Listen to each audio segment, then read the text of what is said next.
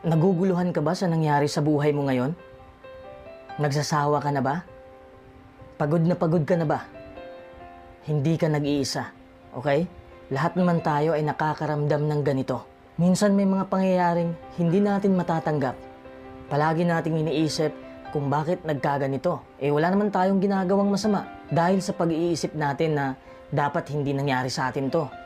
Ito ang dahilan kung bakit tayo nagdurusa at naging malungkot dahil hindi naman natin makukontrol ang pangyayari. Hindi natin madiktahan na, oops, hindi ka pwede sa akin. Hindi ganun ang buhay.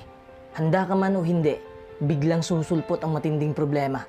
Marahil masasabi mo, napakabuti kong tao. Hindi dapat ganito ang nangyari sa akin. Sabi ko nga, ang problema ay hindi namimili ng mabuti o masamang tao. Kahit sino ay tatamaan talaga. Nagtatrabaho ako ng maayos, pero bakit wala pa rin akong pera?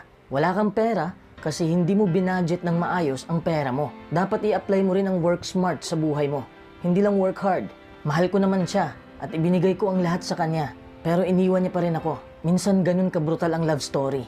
Kung sino pa ang nagmahal ng tunay, siya pa ang iiwan. Imbis na kumapit ka kung ano ang sa tingin mo ay dapat mangyari, matuto kang tanggapin ang mga nangyari